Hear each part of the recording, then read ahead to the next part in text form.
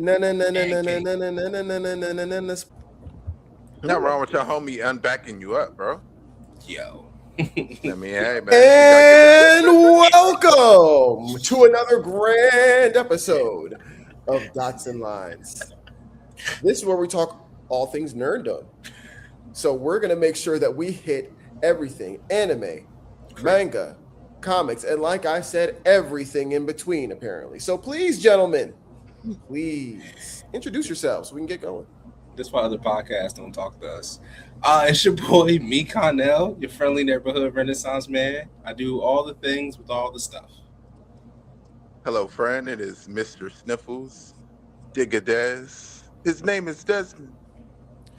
And I'm Grayson Red, a big old nerd with some of the biggest news and information that we've received all year.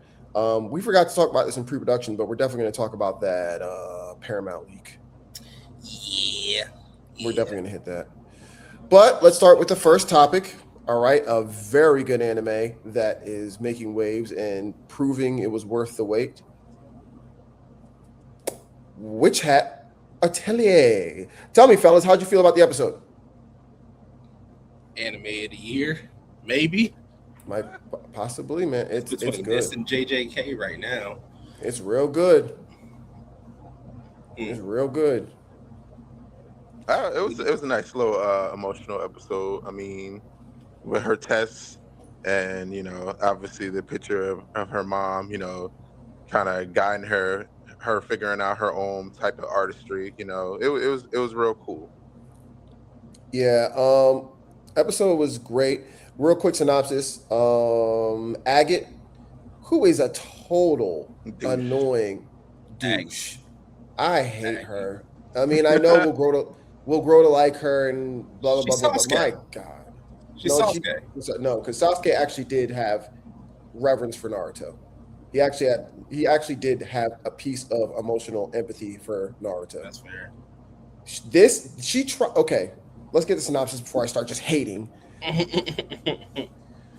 A trial that you have to take to become a witch apprentice is you have to go through this portal and grab this specific flower from super far high up, blah, blah, blah, blah. Okay, it's supposed to be a very hard task, but if you do it during the right time of year with the right instructor, anyone can do it if you have the right tools with you. It's supposed to be like basic competency. But no. She tries to get our sweet girl Coco to do it on total hard mode without an instructor, with the minimal amount of gear, and during the literal worst season to attempt to do this. Oh yeah, like I said, this is competency. So you only have one chance to do it. The goal of her setting her up like this was to make sure that Coco gets kicked out basically day one. Which is crazy because like everyone said, she could have gotten killed. We need to go and help her now. But whatever, cool. Yeah, Make sure Kifri that this was like, "What do you mean she's all the way in there by herself?" What are we doing?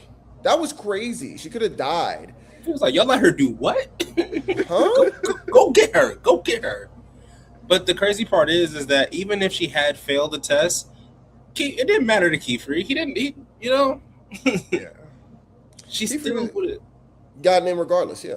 Yeah, I think that so one of the key points about the episode for me was the emotional depth that Coco went through, and then the realization of like putting her real life in with the fantasy life and realizing that you do magical level things already, and you've been training your entire life for this, even though you don't know this is what you were meant to do with the rest of your life. You have been training your entire life for this, and your mom has been training you for your entire life for this very moment, right? Absolutely. And even taking the practicality of like, if I do this, I can expand the little ink that I have because that's how ink works. It just needs a base.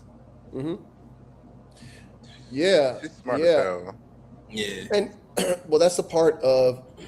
So a big theme of this is that art is magic, right? Mm-hmm. One of the most important things about being an artist is being creative and problem solving while finishing your art. And Coco's showing all the makings of incredible artist, i.e., an incredible witch. And I know that eats up at the end of the episode when Coco hands Agate the flower and she turns away, mad as hell.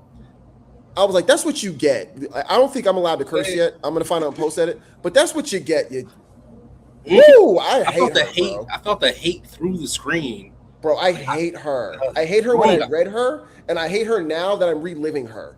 I hate this character. Like it's great writing to elicit this type of emotion from me. Yeah, but shout out to the brim hats. What the lore drop? What they call brim hats or brim caps? Yeah, in the dub they put brim caps, but we're still gonna go off of what Winter said. Yeah, we're going with brim hats, and she did give us that little droplet of hey, watch out for Kiefer's backstory, and the signs are there. So the signs are definitely there. Gang banging witches, I'm here for it. But also something else that as we were talking about, I'm thinking about the concept of like she doesn't think like a witch, because the others, they've been raised in this their entire lives, so all they know how to do is solve things with magic, right? But for her, it's practical because she only has real world skills, and yes, the skills happen to be transferable, but she doesn't look at it as I'm doing magic with this thing. She looks at it as I'm solving a problem. A real world's a problem with a magical solution. They working with textiles and fabrics, man. It's real. It's real. Yeah. Easily transferable. When she was airbending, man, I was just like, man, this is beautiful, man. Just trying to grab the flower. Like, you really made your own little glider. Like, she was Aang for a whole 5 minutes of the episode. Oh, listen. I'm sorry. Listen, I hope that your mom gets unpetrified and the blah, blah, blah. I like this character. I don't care that she had to petrify her mom to become a witch. I don't care. Yeah. I like Coco. Yeah. Anime moms always die anyway. Who cares? Yeah, it wasn't her fault. Somebody gave her a nuke. Somebody gave a child a nuke. Oh my God! Someone exploded. Who would have thought? Yeah, and there's more too. And also, I like the thing at the end with the dude. The dude was watching her. Yeah. Which is also crazy. Yeah, super creepy. So you met her in a back alley years ago and groomed her, and now you're watching her 10 years later or whatever. Why would you go to that island? Yeah. Hey. Great episode. Yo, it was honestly like I said in the chat, just 2 episodes in and I'm already like, oh, anime of the year. What's up? We don't gotta show nothing else. This is all I need. The emotion is swelling. The animation is as good as it can be. Yeah. It's paced perfectly. I mean, if they can keep this up, you might be right, bro. You know what? I'm glad you said that, right? Because we had the same discussion about the first 3 episodes about another Kodansha thing, and that was Gachia Octa. A lot of people think Shonen is the only one running some shit. That's not true. Not true. Gachia got some bangers. Got some hitters for sure. Bangers. Yeah, Gachia is a shonen, right? Yeah, it's a shonen, but it's from Kodansha. Oh yeah. Shonen Jump. You was talking about like Shonen Jump, like Shonen Jump. Shonen Jump is not the only game in town anymore. Hasn't been for a long time. Yeah. Speaking of Shonen, let's talk about another one that is doing quite well right now as far as episodes, pacing, and beauty. Demons of the Shadow Realm, or is it Daemons? I apologize. Daemons. See, I'm a sack of shit. Sorry. I think it's beautiful the way that they contextualize the fact of demons are just spirits, right? Yeah. And in Japanese culture, that's one of the things that they kind of hint at is that like not all spirits are evil or malevolent. Yes, malevolent and evil spirits exist, but not everyone follows that archetype.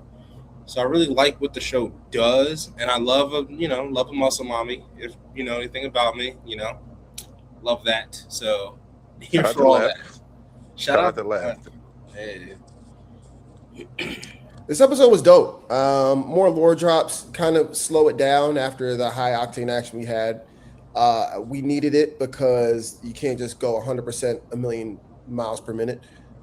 Not to mention, they showed the personality of the demons a little bit more. which I really like. You know, they're not just like MacGuffin-y characters that can do whatever and have no personality. Like, oh, these are spirits, like Phil said, and you can kind of get attached to them too, which is really cool. Like, make me like the weapons as well. Yes. Look at them. Yeah. Yeah, it was pretty cool. I mean, and you got to see, you know, how the MCs are going to be because, you know, the sister Asa, you know, she just came in first episode badass as hell, but you know, she's crying in this episode like that her brother is still good and safe, and you know, Pussy. Yora, Yora, his Daemons left and right, like they asked him like, "Yo, what's the first command?" And he's just like, "Yo, go make sure everyone's good, and if they're not, go ahead and put them somewhere else."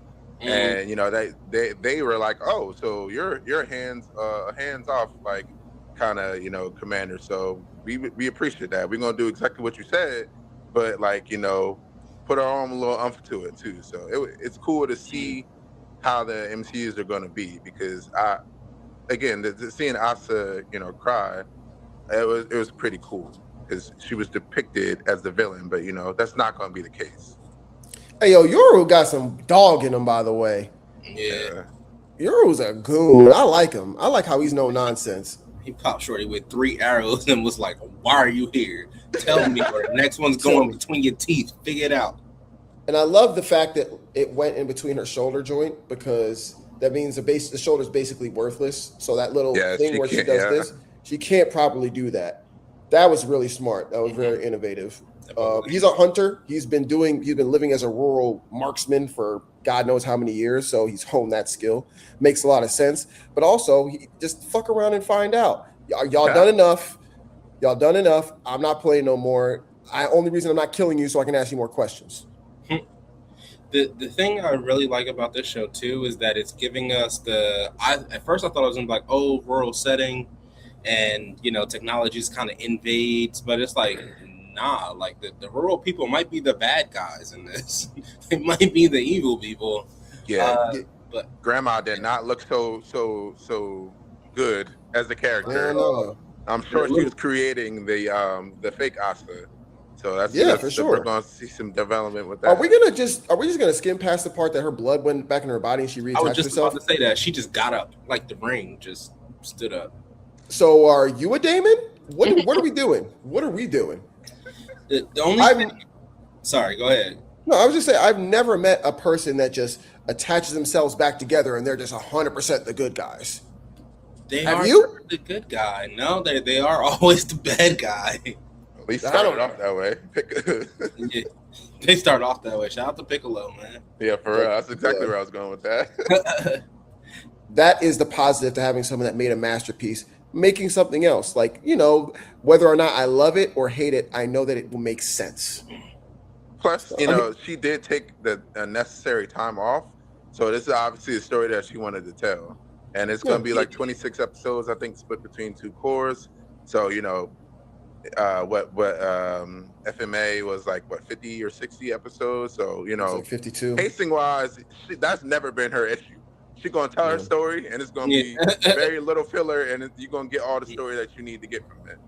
And that's the thing too. Is like when you make a masterpiece, you don't have to make another one. Most people get one of those a lifetime. Sometimes they get 2, but like you don't have to tell another one. And the fact that like you said, Fire Force, right? But like you said, like she wanted to tell this story, so I know it's gonna be some gas. Yeah, bro. I'm here for it. I'm here for the journey. I'm actually kind of glad that I didn't read too far ahead. But in America, can you stop being weird with these manga releases? Like, if you don't want to risk, for real, if you don't want to risk printing a whole bunch of books out that may not sell, then put it online, pay the licensing fee. You know, idiots. I shouldn't say idiots. You know, these weebs are going to read it regardless. You're going to get your traffic, and then you can sell all our IP addresses right afterwards, okay? But just sell. It would sell. Don't encourage people to illegally download stuff, because once people illegally download stuff, you realize, oh, I can access way more. You're going, listen, keep playing around. There's a hint for later in that one. But We're gonna talk about Avatar later. Shh. Oh man, that's funny. Support official releases. Spoiler. Yeah. Spoiler. Another thing that came out this week that I'm not so hot on, I'll be honest with you, is One Piece. One Piece finally came out with their second episode of the Elbaf arc. And as much as I do love the middle of the arc, we talked about it last week. It was the first like 3-4 chapters that made me go, let's get to the stuff now. And we're right in the thick of it. Luffy, Nami, Zoro, Sanji, Usopp. They are stuck in another part. I won't spoil it for anybody. Another part of Elbaf. And they don't know how they got there. They're in Viking clothes. And we go through the whole shtick of every opening arc of One Piece. Usopp and Nami are scared. And the monster trio comes through and saves them. Who put them in Viking clothes? That actually gets answered in SBS. It's one of the giants, which is weird. Because why? Yeah, it's really weird because like you dressed them up as dolls for this game that you're gonna play. So that means they undress them. 100%. Okay. It is one specific giant. It wasn't like a group of them. It's one, and you'll find out who later. Group effort? No, it's weird that it's one, but like whatever. Yeah. Anyway, this is the episode just to show you how cool the monster trio is. Oh my god, Luffy's still a badass. Oh my god, Sanji. Oh my god, Zoro. They're gonna attack a big monster at the same time. Who could have thought? Oh my god, Sanji's thirsty. Oh my god. Whoa. Sanji's nose is bleeding. Oh my god. Nami-chan! It's been 20 years, bro. Yeah, the only thing I want to happen, spoilers, skip 20 seconds ahead if you don't want to hear what I'm about to say about One Piece manga. I want one of the spoilers again. I want one of the Straw Hats to die. I need that to happen because right now I'm bored. Something has to happen. The thing has shown up on the island. Make something happen. That's not just the thing shows up, they fend it off, and then I'm like, oh, it was really strong. We got to do something. No, like, kill somebody. Well, fam, that's the rumor. That is the rumor. They're saying to make room for the 10th Straw Hat, someone's finna. And a lot of people. Gonna be a skeleton dude. But a lot of people saying it's Chopper, which I don't want. Yo, that would be crazy. Yeah, a lot of people saying it would be Chopper. That would be bananas. Yeah, for sure. That's my second favorite Straw Hat. Yeah, so, but great character development though. That wouldn't be development. He just dies. R.I.P. Everybody else. Oh yeah. If they let the little brother of the crew die in front of him, there's no way that Luffy's not going out for blood. Luffy's going straight to Marijois. Yeah, fuck the One Piece. Fuck the One Piece. The One Piece. God, what? Nigga, I want one soul. Emu, bring that ass here, boy. Somebody gotta die. Facts. Ain't no way. That would be a choice decision. Either that or Zoro would hit the about the same probably. Oh, I love Zoro too much. Well, Emu is dark skinned, so that's facts. He's gonna try to take a soul. Minority Hunter Zoro. You don't know about that. For what? I don't care what Oda says. So, for whatever reason, during the final arcs of a lot of the big super arcs, they're super arcs and then like split into 2-3 parts. The final part of the final arcs of a lot of One Piece, Zoro is always fighting the lieutenant or a dark skinned person. And most of the time, the lieutenant is the dark skinned person. The dark skinned person. Yeah, like so there was king and queen. Zoro could have fought Queen. He had to fight King. And King didn't even need to be dark-skinned because he had a mask on the whole time. The reveal was he was dark-skinned, so he's like, okay, I guess we got to fight. What? For no reason. Yeah. So he's always lost, and he fights dark-skinned people. That's great. Look up Minority Hunter Zoro, and that's really a thing. And Oda said if he wasn't a pirate, his real-life profession would be a cop. You'd be a cop. Swear to God. That's the thing. either he's doing it ironically because he's in on the joke, or Oh, he's 100% in on the joke now. He probably was like, "Oh, that's a weird coincidence," and was like, "Wait a minute." wait a minute. The bird, man, bro. Oh no, bro. Yo, Oda's modern day Shakespeare. I don't care if nobody say modern day Homer. It is what it is. Man, I'm with. Listen, I just there's such a great part about this arc that saves it, which we can say here. Like the God Valley stuff is incredible. Yeah. I hope that it finishes out very strong. I will say this, and then we'll move on to the next thing. It shows that Oda was about to skip Elbaf. It shows. It shows because there's some stuff that's like, this is kind of uninspired, bro. Yeah. You know, Yeah. I feel like you've walked through this before, but they clearly wanted to tell the God Valley story, and the best chance to do it was while doing this. So I get it. Honestly, it makes sense here. When it gets to this part in the anime, take a break, make a movie. Just give me a 2-hour movie, the God Valley incident. I don't care. Yeah. Nothing else. Because there's so much lore drops, there's so many cool moments, there's so much really dope stuff that happens in there. And by the way, before anyone comes for me, look up the SBS where he says, "I was about to not do Elbaf." He says that. That's not a me thing. I mean, He says I was about to not do Elbaf. And then he changed course last minute, which is insane. Let me also give some props to this fucking psycho Oda. Do you know the months of planning and rearranging and meticulous storyboarding he had to do to make the next couple months of a manga? And then for him to be like, actually, no, let's insert a whole other part of the story, right? What a psycho. Hey, man, good for him. Hey, the goats do what they gotta do, man. They do what they gotta do. They do what they gotta do. Man, that's what he did. Legacy. For sure. That's what he did with the Saba Odi arc with the supernovas. Do you know, if I remember correctly, it was like the night or the week before all 11 of the supernovas became a thing. That wasn't a thing. He was like, Saba Odi's getting kind of boring. Like, how could I zhuzh this up? Ooh, let me make 8 more characters and have them integral to the story. What the fuck? Hey, a bar is a bar. A bar is a bar is a bar. Hey. Right. Well, we love One Piece. We hope it finishes up strong. Yeah. At least not that far. Digga, we got some an anime that unfortunately I or Phil didn't get to get into. So, what are you fucking with? Yeah, Wistoria Wanda Store. I've been talking about it since Free Ren, about how this could be up there with the fantasy animes, bringing it to a new light. I'm gonna be real brief with it because the first episode of the season 2 was just literally a recap of season 1, so that's what I'm gonna recap and then go on about the first episode of season 2. We got my boy Will. He is magicless.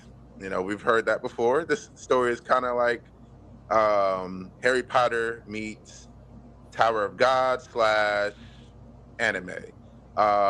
The That's Harry fair. Potter That's part, fair. Yeah, the Harry Potter part comes from a hating ass teacher who uses dark magic. The snake. That's the Harry Potter part. He is actively trying to stop Will from being in the academy because he doesn't use magic, even though he's a straight A student and understands magic because he was born. He's an orphan and grew up with a child prodigy who was the youngest to become their mages. I forgot what it's called, but she invented 10 of her own spells. Like, she is the shit. So anyway, he beats and goes through all his tests, to stay in the class, obviously, because he's the main character. Yeah, I mean, it is what it is. You didn't think for a second he was gonna lose any of it, but he's just trying to get to the top of the tower to be with his shorty. It's the long and short of it. He wields a sword. The title is Sword and Wand, so the wand part could either be his girl or the other magical people that he's befriended there. He's got like a Bakugo character who hates him but like kind of admires him. Yeah, I mean, it's a good watch. The recap kind of does, like, you don't have to watch the entire 12 episodes of the first season if you don't want to. It's cool to get all the lore. But yeah, the first episode of season 2 kind of does that anyway. So this episode, it's basically New Year's Day, New Year's Eve for the witches. Part of the early episodes, they're saying that the 5 mages that are the highest in magic, they hold up the sky because it's a false sky. That's the Tower of God part of it. And one day out of the year, they stop for a second. Yes, go ahead. You said they hold up the sky? Yes, they hold up the sky for 364 days and 11 and 59 minutes. And then they stop for a minute and then put another one back up there. Yes. Yep. So in that event of vulnerability, after doing that, putting a new one back up, the villains start to set trip and say, you know what, you're out of all your magic now. So they literally summon skull. It looked like a whole bunch of Yu-Gi-Oh! Summon skulls dropping out of the sky and about to fuck shit up. And that's where the episode ended. And I'm like, oh, cool. Very cool. Nice. So yeah, Will, he fails his final because, again, the douche black magic hating ass teacher purposely picked a question, said, what is magic for the finals? Had nothing to do with what they were doing, but because he couldn't use magic, he couldn't really answer the question. So that question was meant to fail him, and he's all depressed and he's not there. So obviously, he's gonna save the day, and then that's gonna have him graduate. But yeah. What a hater. Yo, shout out to, actually, no shout out to you. I wish the worst for a bitch ass teacher that doesn't want to see someone succeed. Fuck you. But between him and a guy, the hate championships, obviously me, a guy, and then the teacher. That's a power 3 right there. But at least I hate. Did you watch Tower of God? A little bit. First season. The middle of season 2 is where the middle of season 2 is where I fell off. Yeah, do not watch season 2. But the concept of it, when just talking about generational haters, Rachel from Tower of God, I still don't like her. Yeah, no, fuck her for life. Yeah. Hey man, fuck her, bro. Listen, anybody that, let me get this hate out. Any fucking dork loser that can look at a nice human being and say, I hate you because you're so nice, I hope you we don't need you around anymore. Ooh. I don't like niggas like that. Bro, they make everything worse for everyone else. Why do you want one less good person in the world? You leave, bitch. You get out of here. Scaring. Justin, what you're saying is you have a little bit of vulture mind in you. That was a great transition. W transition. That was good. Genocide, favorite side. Crazy. See, you were up and now you're down. Let's talk about Invincible. Man. Boy. A lot of things to say here. First off, how'd you feel? How'd you guys feel? You want to go first, Desmond? I need like 2 minutes. Shout out to Thragg, wave spinning, black energy, black Air Force energy, fuck the world. You know what I'm saying? That's how I felt about the episode. Yo. The fact that not only was he waiting, he knew it was going to happen. And mind you, I've read this. I knew it was going to happen already, but to see it animated, it reminds me of why I like watching adaptations of my favorite reading mediums and shit. Dog, the fact that they were waiting and then he proceeds to be the coldest motherfucker in space. Coldest motherfucker where there is no cold. Cold does not exist in space. It's a vacuum. But he's still the coldest nigga out. What? Bro. He was making air in space. He's making shockwaves in space. There's nothing for atoms to bounce off of, but he was hitting niggas so hard that there was shockwaves. The shockwaves was off his aura. Boy. Hey man, this episode was really cool. Quick synopsis. Of course, they're taking the war to the Viltrumites. They think they have the drop on them. No, they're ready. They know what's going on. The Viltrumites begin to put belt to ass to folks. People are starting to fight back because Thragg doesn't feel like fighting it. He sits standing there on his Piccolo shit, straight aura. Or from holding his breath. Holding his breath. breathing space. The space laser almost hit him square in his face. He just slides 2 inches back. Doesn't give a shit. All right. During all that fighting, some casualties are had, and people think that they can take on Thragg. Oliver, dumbass. That was a cold line though about what he said before getting pounced. Yeah, nah, he was with it. Oliver got heart, but he's too young. I stand behind this. Oliver shouldn't have been there. He's a liability. You don't bring your little brother who has never shot a gun to do a drive-by. You don't. No. Smart man. No, you're absolutely correct. I'm going to put the impact frame in here, but I just want to make note of it. That impact frame where he turns into a demon, godly. Yeah. Godly. The animation this season is mostly ass, but that moment was fire. Yeah. That moment was fire. Yeah, the moving JPEGs is still to make a sandwich out of it, right? Because I love this episode so much, but I can't unsee the moving JPEGs. Yeah, because now that I've seen it, I can't unsee it.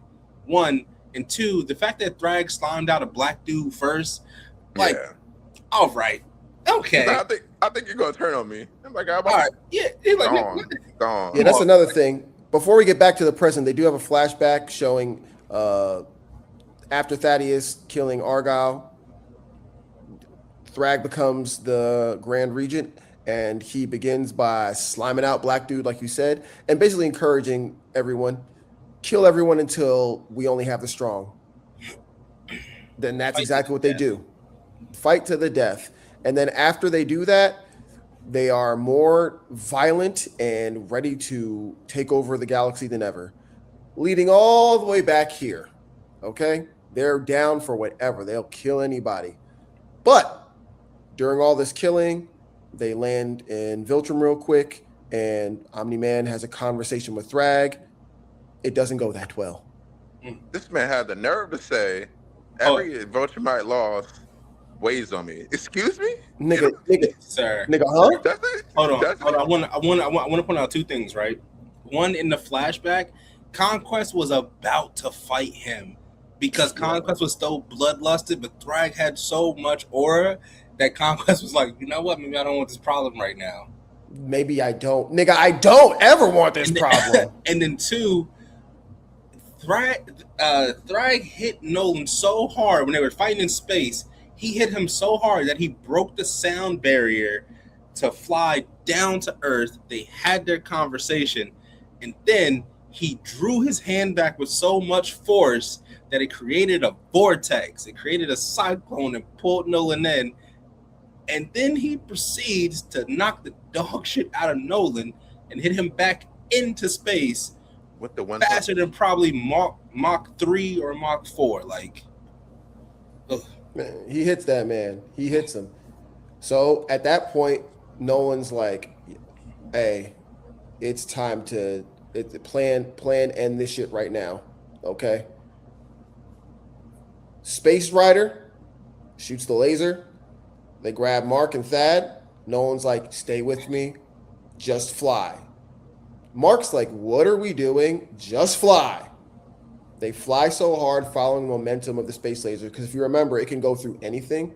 So it's just like breaking up the space in front of them while they go through all the way to the center of the Earth. And they keep flying all the way out until eventually planet Viltrum is, can you guess? Got Vegetated. Nuked like the field. It explodes. They literally destroy the planet from the inside out. Planet Viltrum is done. Cooked. Finito. Bruh. Took him through there, through the core of the planet, out the other side, only for him to be like, I'm still alive, and I'm about to kill all of y'all for destroying my planet. The crazy part is, right after that, I thought the episode was about to end on that. I'm stupid. I'm a fucking dummy. Right after that, Thragg says, oh no, I'm going full crash dummy. Kill Stat immediately. No words. Speed Blitz. Yeah. Done. Separated his head from his body, and then went to Nolan and said, thrashed him. destroyed him. Them Went to Viltrumites Mark. love that. But I mean, Bro. I also want to note the fact that after they did that, they were running from him. I was just about to say that, bro. I've never seen Mark run like that a day in my life. I've never seen no man run like that. The fear of God was my boy. Yo, he ain't got an ounce of, he got that dog in him, but in that moment he had bitch in his heart. He was doing his best to get away. He saw his daddy get gored, and he was like, I gotta go. I don't blame him. I'd have ran the same way. Are you kidding me? Yeah. Bro, my dad is the strongest person I know, and you put your hand through his guts. No pause. Casually. Bro, you just beheaded the other strongest person I could have swore I knew. And you gonna fly directly to me? No. I'm going. I'm out. No mas. Yeah. And then after all that, he still could have killed him. There was no reason he didn't.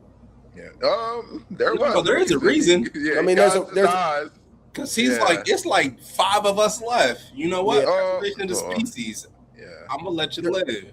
There is a reason. But I mean, yeah, as he was gouging his eyes, he's looking at Mark, and then the planet, blowing up a Viltrumite, and he's just like, all right, well, our people are down a little bit, but I have a secondary agenda. I'm gonna go to Earth. And y'all think y'all got attachments to here? Nah, ain't gonna be no more Earth when I'm done.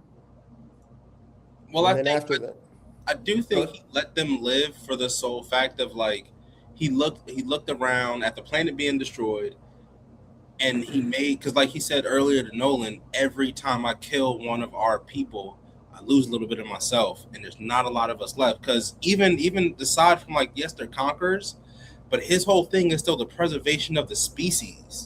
He's still in it for Viltrum as a whole, not his survival as its like leader. He's in it for the love of the planet, and he's still trying to preserve Argyle's mission.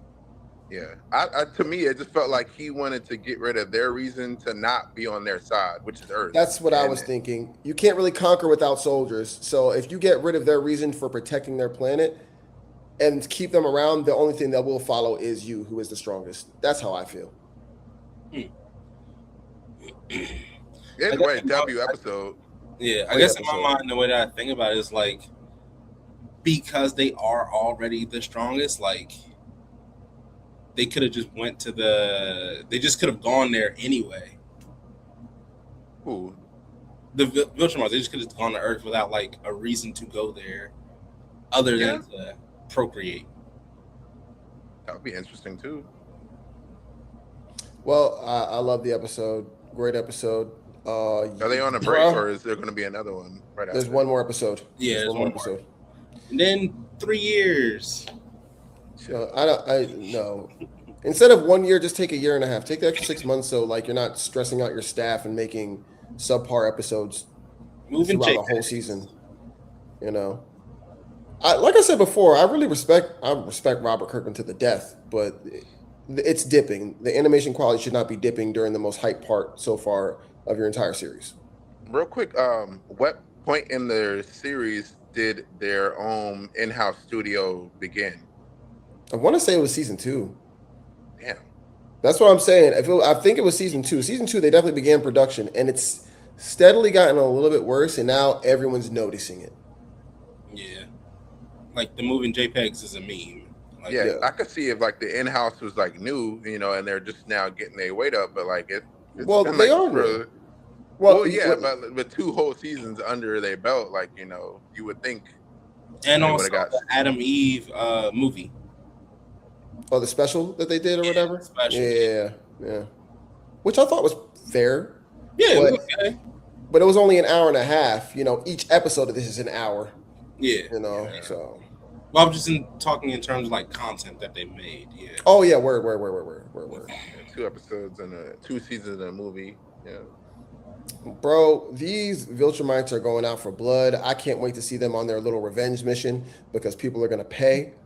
But there's someone else on belt to ass. Thragg's finna tear something up. But there's another psychopath on a revenge mission that I'm reading in the comic books right now and loving it. Can you guys guess who it is? Deathstroke! I fucking love this book. I fucking love this book. I can't believe I'm so happy about reading a Deathstroke book. Shout out to Fleece. Yo, Fleece. bro, Tony Fleece on the words. Uh, uh, Carmen Di Gian Domenico. I know I said that correct, so I'm proud of myself. Drawing and killing it on art. The story is good. They also capture Slade very well. They capture the spirit of a divorced dad willing to fuck some shit up. More wintergreen stuff. Wintergreen stuff all throughout this book, but the art is off the chain. yeah. This might be Carmine John Domenico's best work. And I read his Flash run with Joshua Williamson, which I thought was incredible.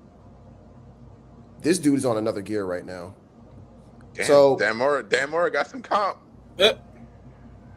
listen, there's some good artists over there in DC right now. They're paying them good.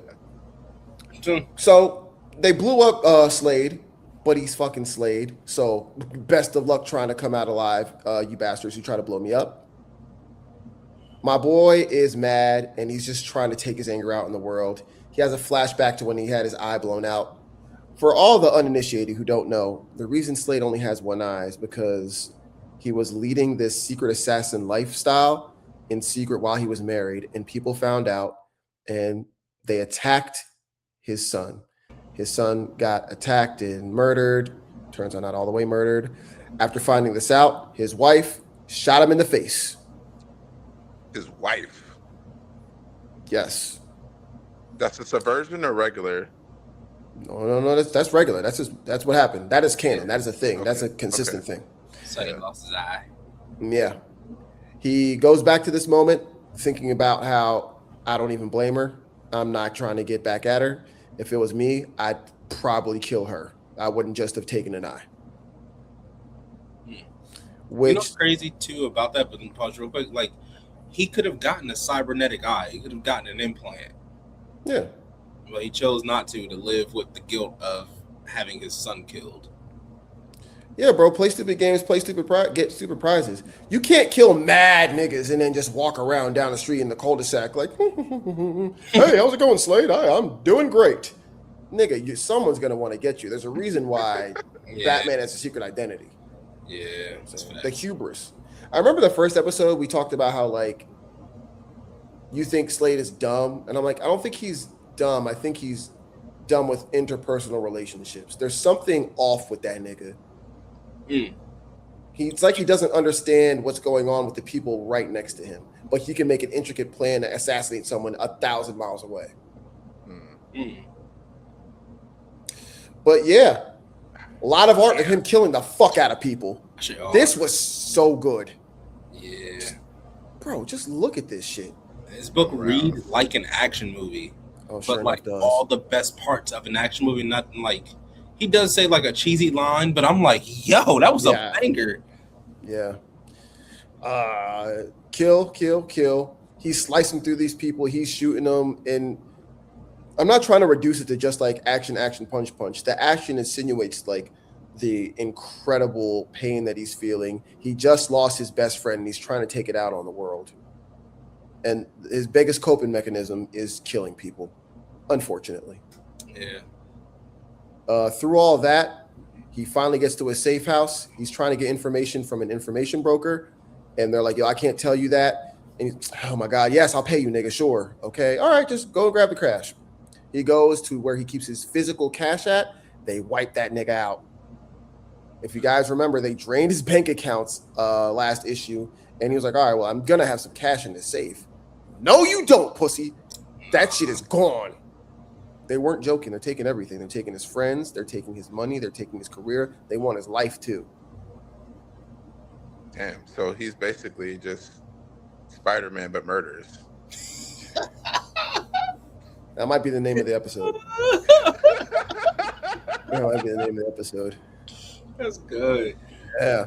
He does take a job. He does take a job right before the mercenaries trying to come to his front door. So of course he grabs his chopper and shoots the fuck out of all of them because he slayed goddamn Wilson. Mind you, a literal army showed up to arrest him. Yes. As they should. It's fucking Deathstroke, the Terminator. You don't come there with one or two dudes, bro. Like, you need the army. Yeah. After he explodes a whole bunch of people with his chopper, he comes down because he needs to get a whole bunch of info. And I really want to highlight this page because it really makes him look like a Netherrealm beast. Can you imagine you shoot down a helicopter with an RPG and this is what walks out of the flames? Terminator. This is why Robin was crashing out. Oh yeah. Yeah, imagine seeing that every time you close your eyes. Fuck that, bro. Fuck that. I also want to highlight this really incredible page. He's using his swords to cut people up, and the artist uses this effect. You know how like when you swing a sword, they like show the path of the sword. He's showing the path of the sword through separate pages. Yeah. I don't know. I just thought it was really creative and like dope because it makes it really easy to follow where the action is going, as well as being a really cool visual effect without actually showing him chopping people up. This book, bro. Book. Oh yeah, the last page is who he's going to fight next issue because it doesn't ever stop. Deathstroke has to go ahead and take on Deadshot and Deathblow. More fighting. Now he's not just going to fight grunts. He's going to take on like actual supervillains. Okay, so it's just only the wintergreen through the ear stuff. It's nothing to indicate, where the origin-wise it may be actually coming from, or he does say there's a quick line. I don't know. I'm imagining it's still Bluetooth in his head. He's like, whoever is using this voice, because it's supposed to be Wintergreen, I'm going to find you and fuck you up. Yeah. So in his head, he's thinking it's just being channeled into him on some fuckery shit. Like, they're trying to fuck with me. Yeah. But it's not super clear whether or not it is Bluetooth or if he's just talking to himself because he's traumatized. Yeah, we don't know yet. Shout out to Aziwa. That happened to him and his best friend. Hey, yo. Yeah. Whole bunch of trauma, whole bunch of stabbing. This book is easily my biggest surprise of this season so far. I did not think I was going to like it this much. Yeah. All in. No, wait, next level. It's all the same, bro. Next level, yes, but it's part of All In. If you look at the cover, it says both of it, I swear. All In under the number and then next level on the opposite side or vice versa. DC gas. That's all we need. Okay. Damn, shout out to Aquaman still, bro. I'm still feeling the effects of you, Curry. W. Curry. You say it like that. Like, why did you say it like that? No, I said it exactly how I wanted to say. Curry won in overtime last night. All right. I'm sorry. No, I'm talking about my boy Arthur Curry. Yeah. Yeah. All the Curry's been winning lately. No key. Crazy. Let's talk. I want to talk about someone who is definitely not winning at life right now, though. Our big sad boy, an absolute Batman, has a lot of things going on right now. Holy fuck. Digga, we got to spoil this book, so I'm sorry. Go ahead, man. like I said, I kind of seen Sasha, the casual comics. Yeah. But she was only talking about Scarecrow for the main part, but go ahead, man. I'll read it in the DC Ultra 1 month later.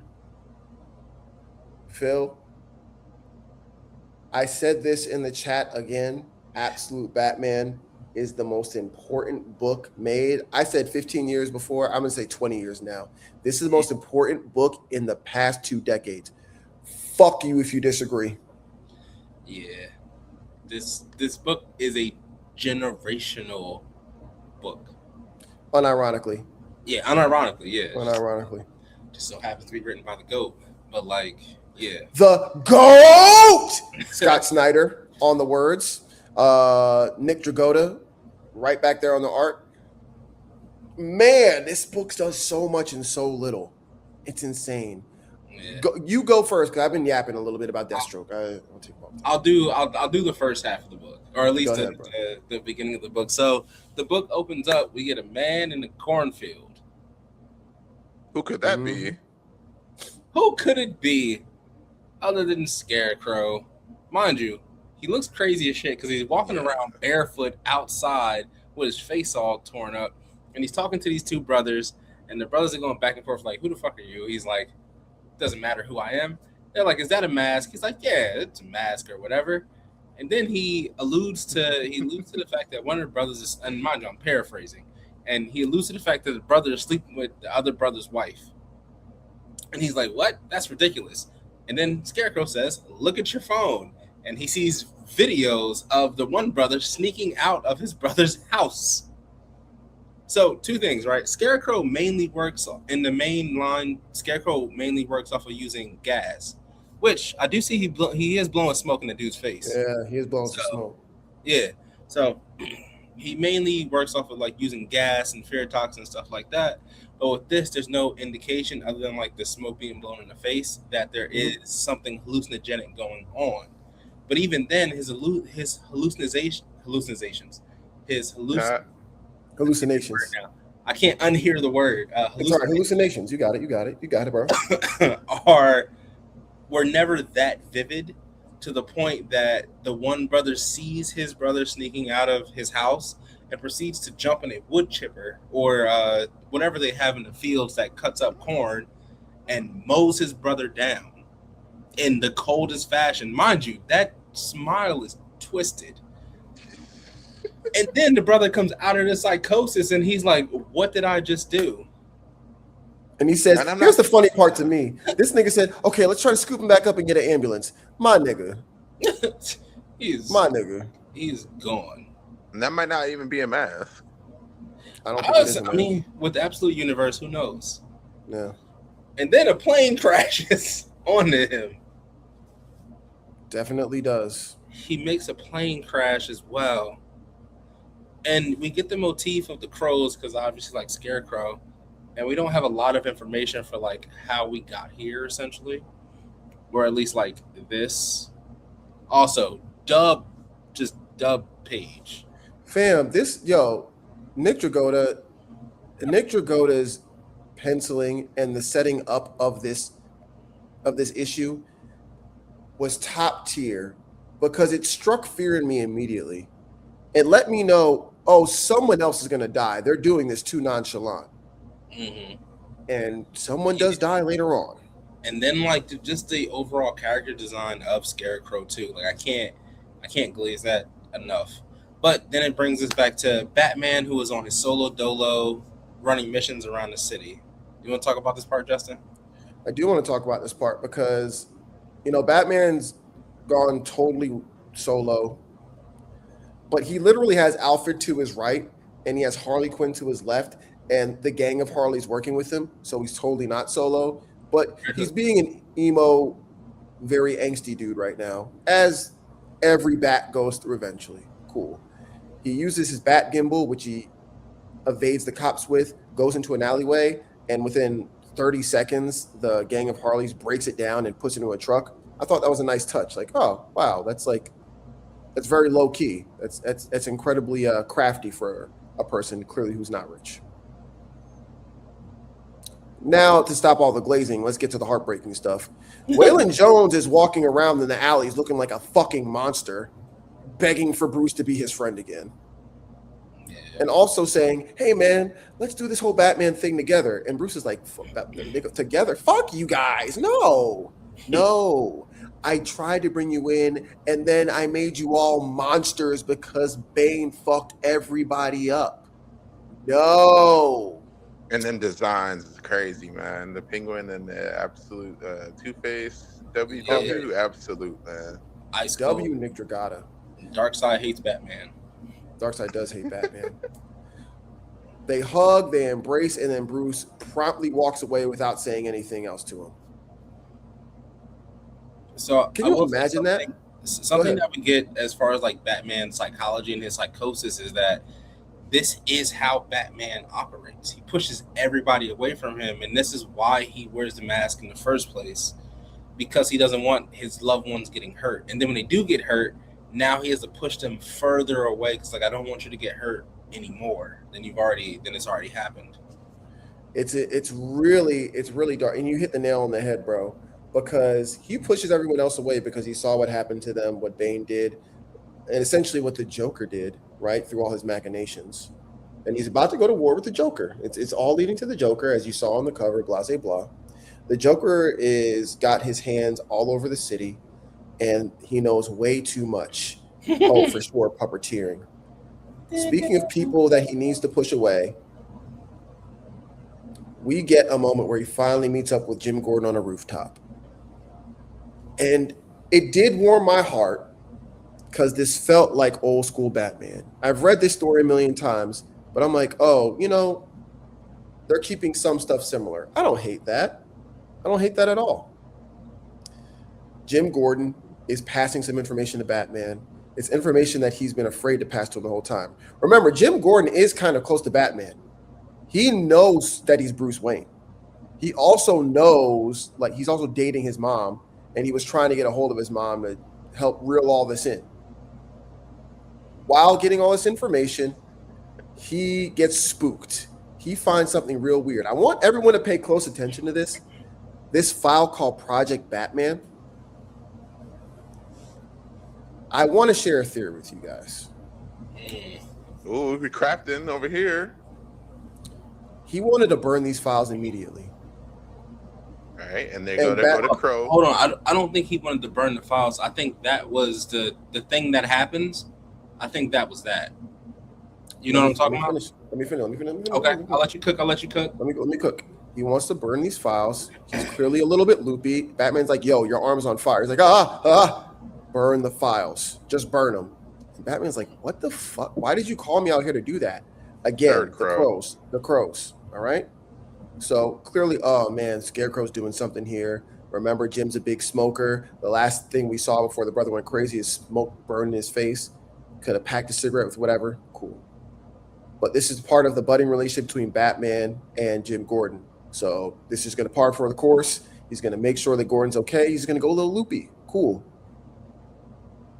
In those files, Batman sees something that makes him go, what the hell is this? And I want you to pay attention to this page. It's one little panel that they specifically put in there. The zoo. Do you guys remember what the first arc of Absolute Batman was called? Zoo. The Zoo. The trip to the zoo with his daddy. The trip to the zoo is where his dad got killed in the mass shooting and what led him down the loss that created Batman. In this universe, it is canon that in the book written by Al Ewing, Absolute Evil, the Joker knows somewhat that Darkseid is running this universe tangentially. Remember, he says the universe is bent towards a certain whim. Like the worse that you do, the better things will be for you. Don't you get it? In that same book, we find out that they want to find Lex Luthor because they want to also turn him bad. Right? Shout out to Absolute Superman. Just follow me here. What if, for whatever reason, the Joker finds out because of his weird understanding of the cosmos, I can't be my true self, my real most powerful self, unless I have a Batman. I'm going to create the perfect circumstances to make sure that Batman is created. So he brainiacked Bruce Wayne. Whatever it is, the machinations that made Batman's dad die was kicked off by the Joker. That's my theory. Oh, I believe that 100%. That's what I think is happening. And that's why he was so freaked out at that panel. He was like, what the fuck is this? Have you been following my whole life?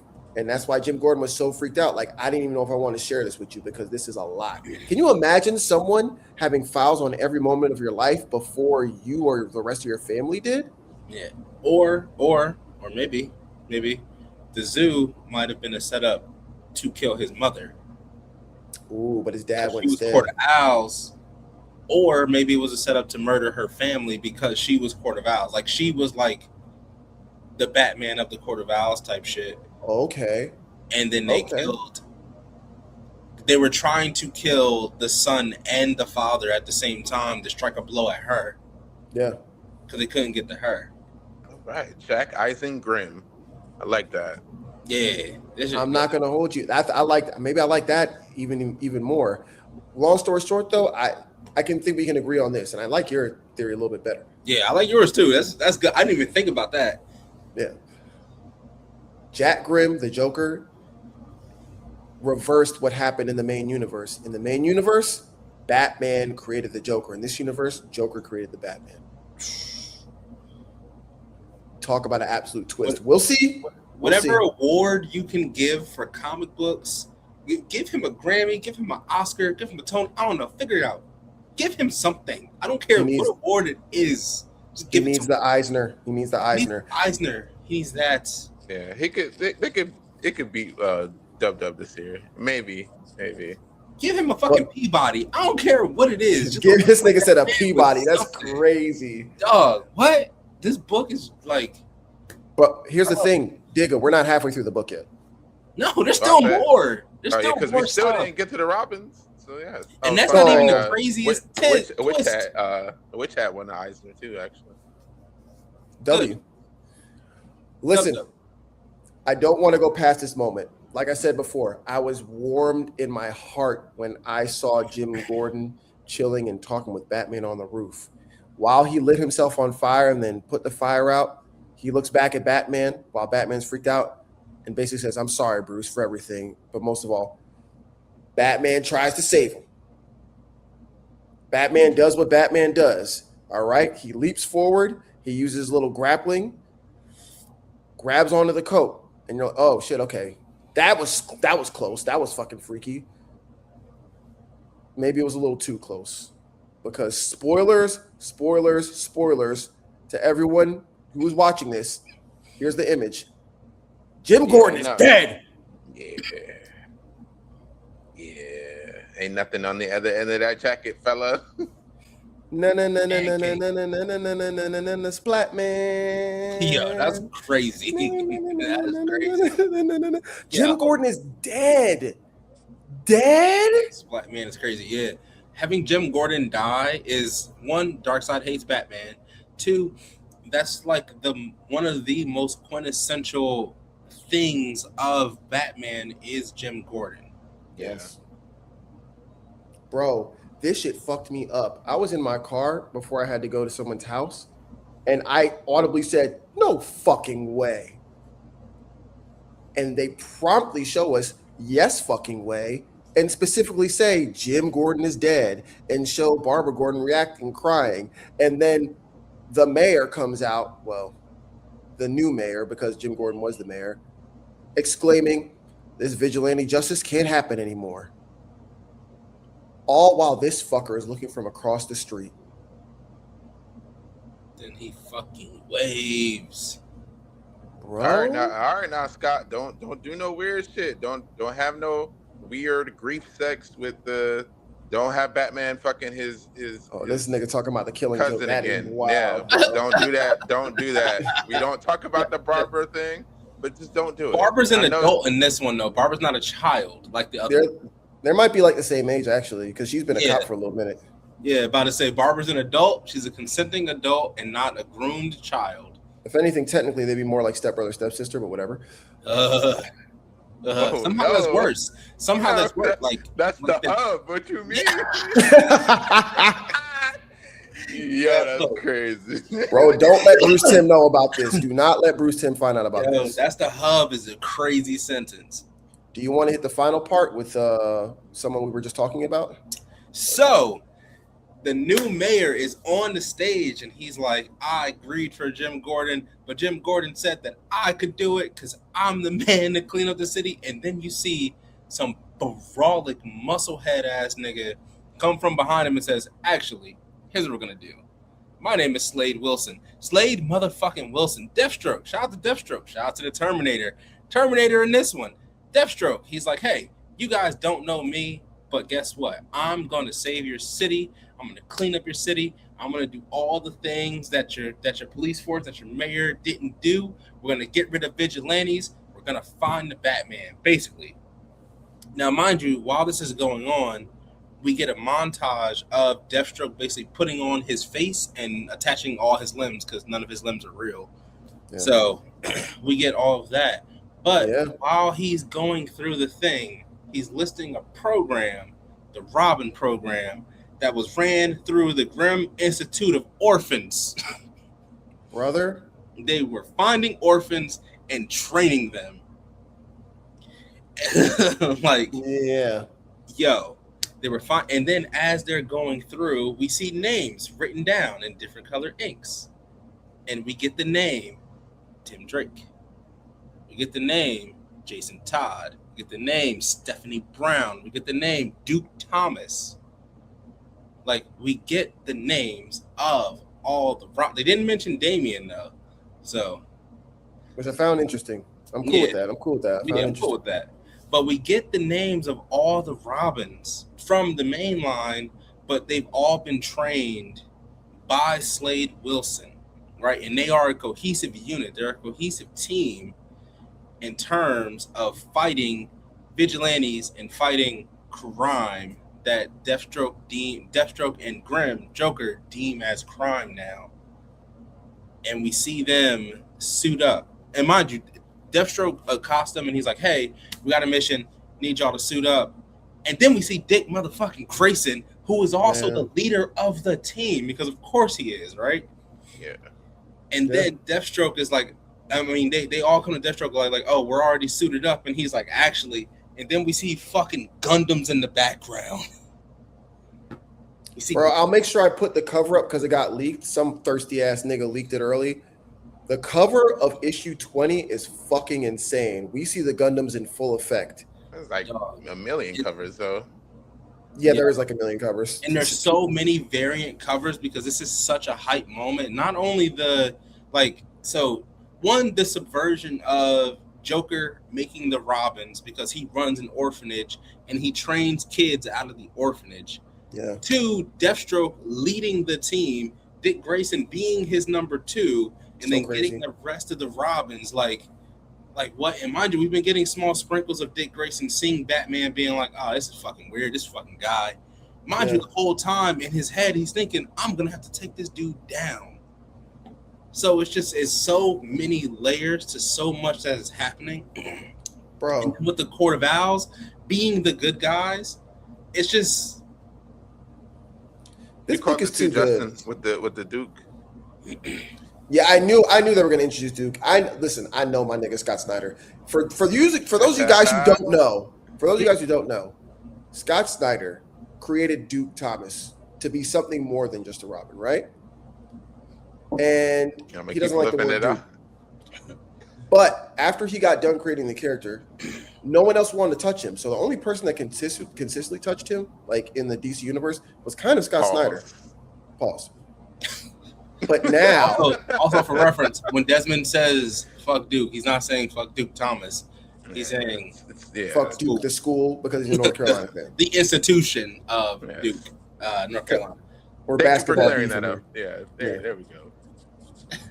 Scott Snyder had a clear vision for Duke. You can see it from the very first time he's introduced in Zero Year. Now he's got his own kind of free reign to do what he wants with them. I knew my nigga was going to have something to say with this character. And we're about to see him on full display along with the other Robins. And I'm very excited for that. But I think, me personally, he's not going to team up with Dick Grayson first. I think he's going to team up with Duke first. I really do.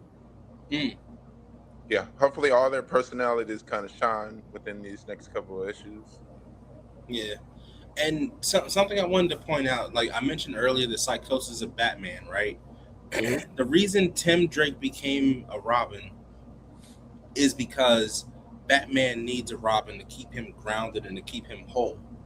Yeah. And so far, what we've been seeing is Batman go through the rabbit hole of getting deeper and darker and like fuck people and like pushing everybody away because he's already made the mistake of inviting people too close. which is like key to Batman's like story. Yeah. But as we see him get deeper and deeper into it, he falls into a darker, deeper hole. Now we introduce the Robins, and canonically the Robins have always been the thing that grounds Batman. Whether he pushes them away or not, they've always been the thing that keeps him like human almost. And they're kind of like the reason that he has like that no-kill rule, because he never wants to go too far because of them, to a certain degree. No, you're spitting, bro. And I thought it was very cool that right after he's like, I've decided to be a total sociopath and just be Batman all the time. Even Alfred was praising him at the beginning of the issue, like, I like what this kid's doing. He's Batman pretty much 24/7. Yeah.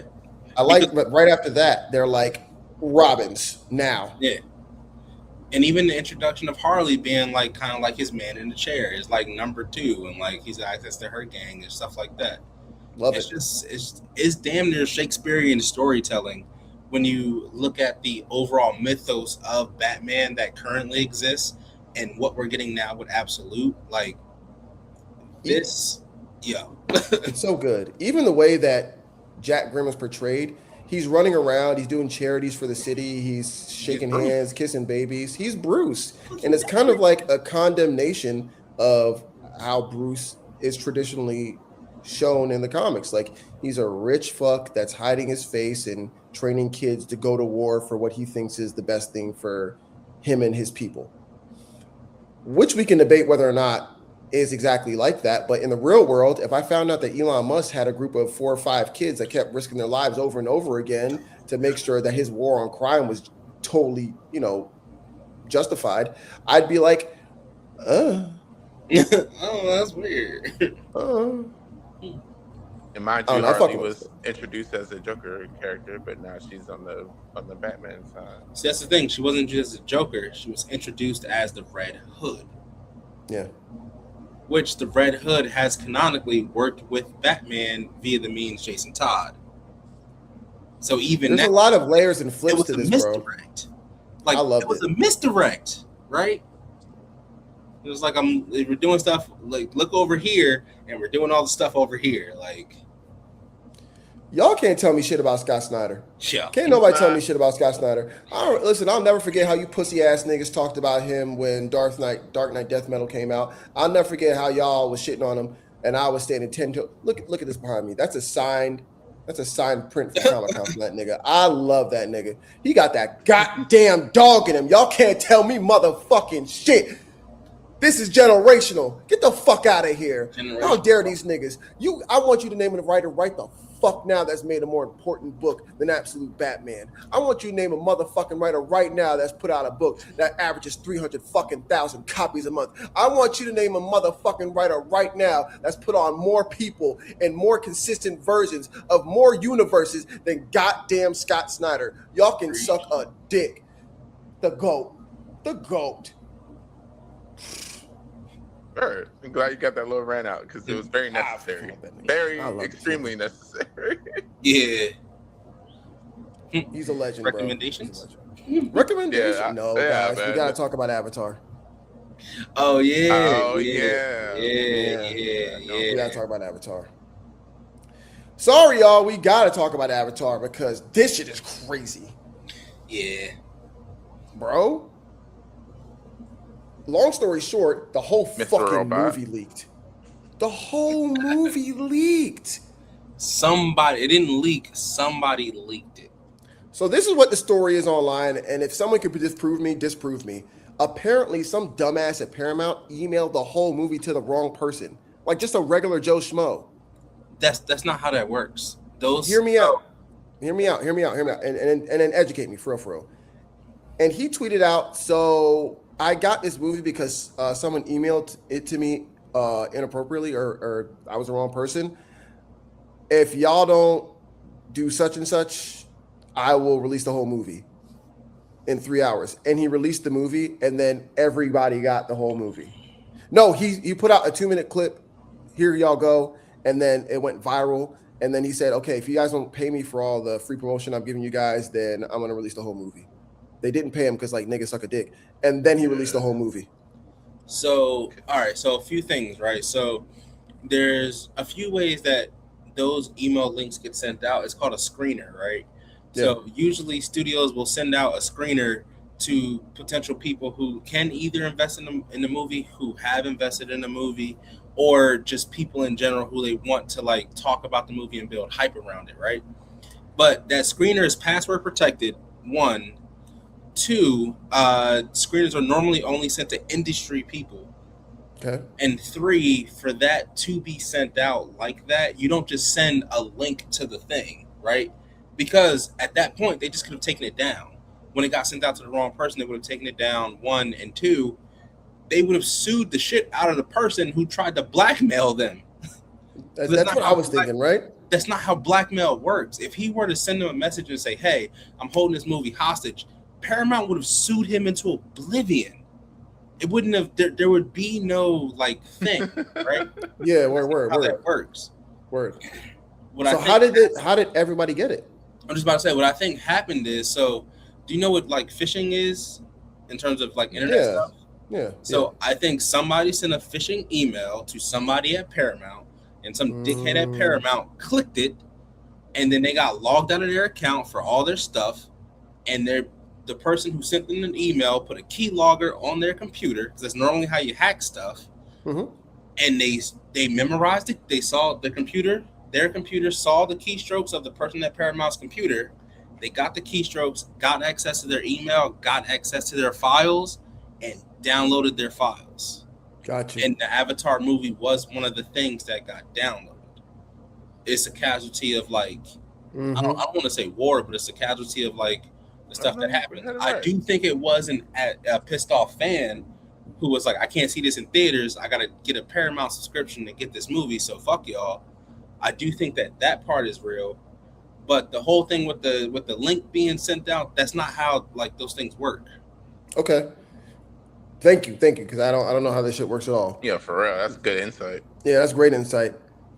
Regardless, to you fucking losers who swear that you wanted Avatar to succeed, blase, blah, and you watch the link for free and you're not going to watch it on Paramount Plus or whatever, I never want to hear from you niggas again.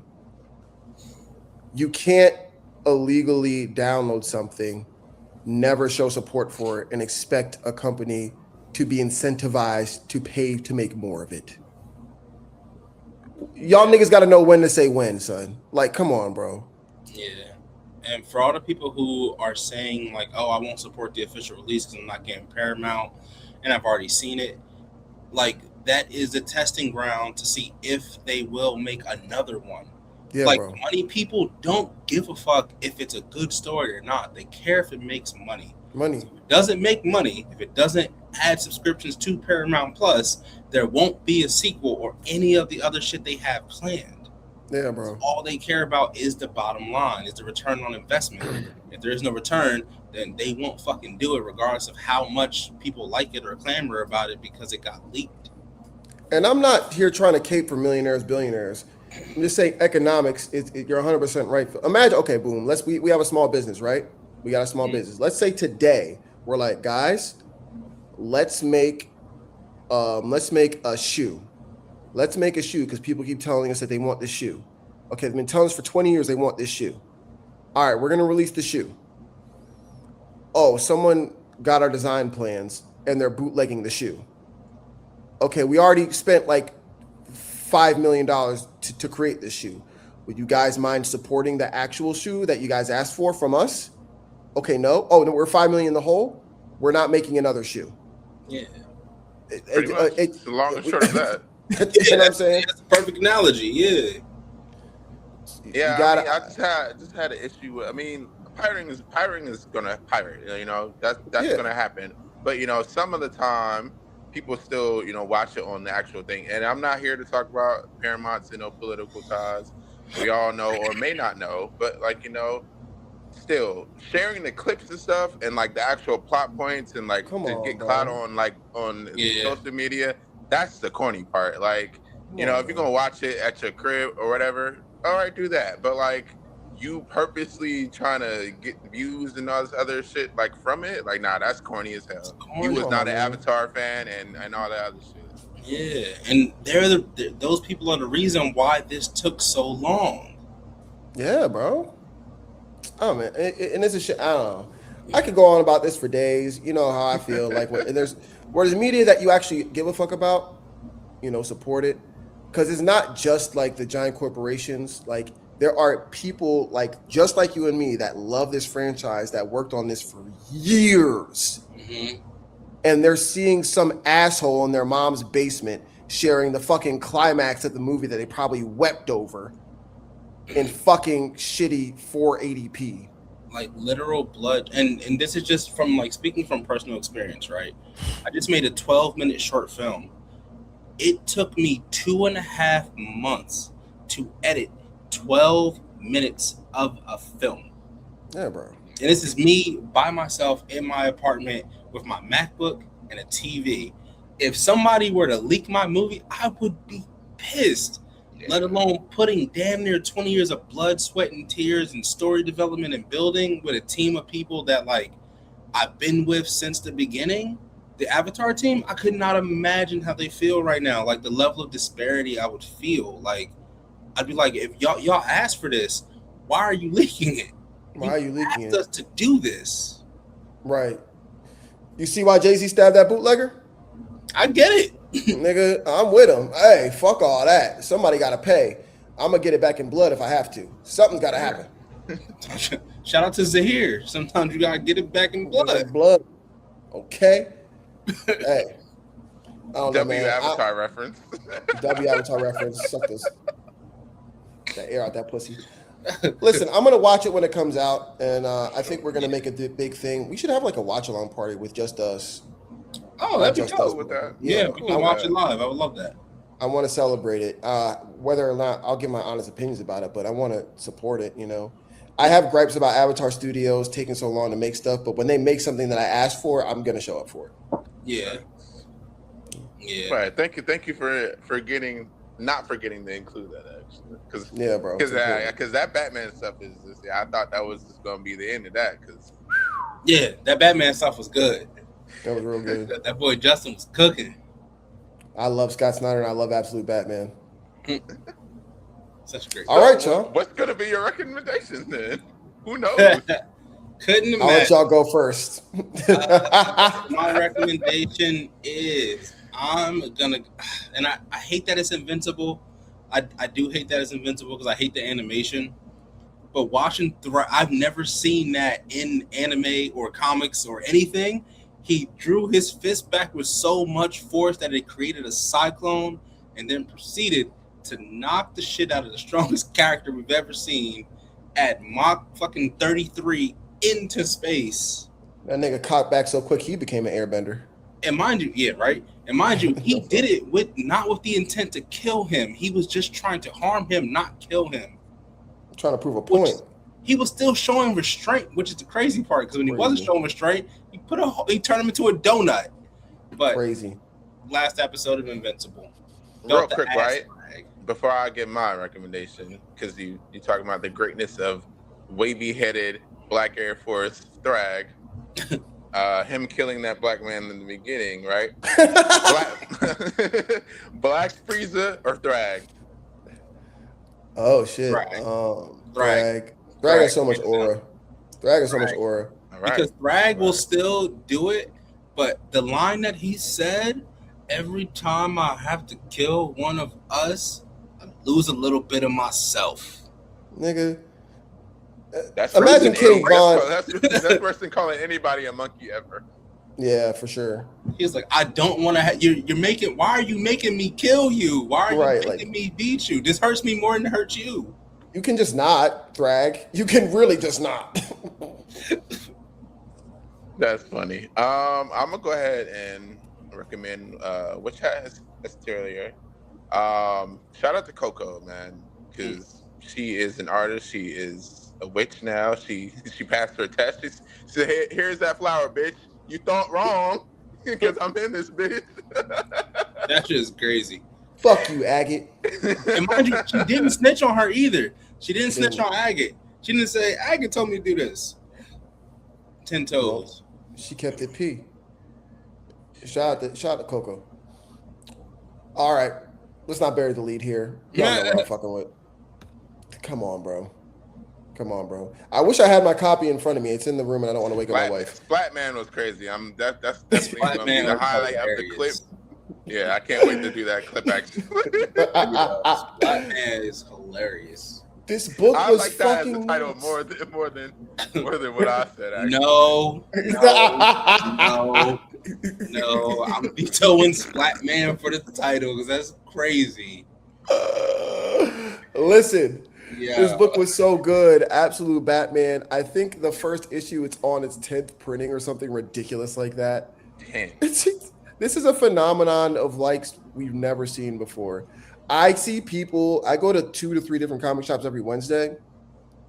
Every time I go, like all the issues are sold out, and I go like first thing in the morning, and it's they're putting out more and more issues. They're putting out more and more copies, and they keep getting sold out. I've never seen no shit like this in my 15 years of reading comic books. Just enjoy the ride with us, guys. Scott Snyder said he has up to 50 issues already plotted out. We're not halfway through what he has planned for all. Another 2 years of this. Another 2 years of this. And Dots Lines is going to keep keep covering it. Nigga, you think I will not? Nigga, what? Yeah.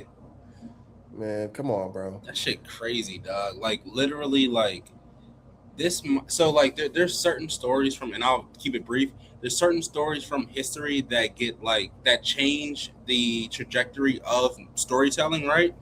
You have Shakespeare. You have Frank Herbert, who wrote Dune, which is the father of modern science fiction.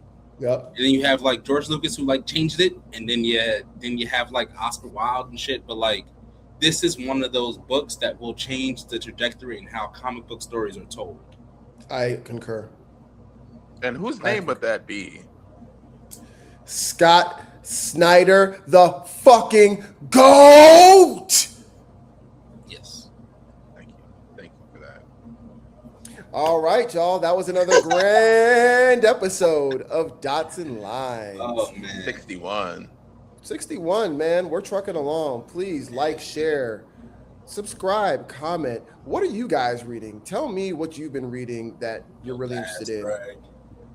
What are you watching that maybe we should start watching? Give us some suggestions. All right? Hope you guys enjoyed as much as we like making it. Okay, bye.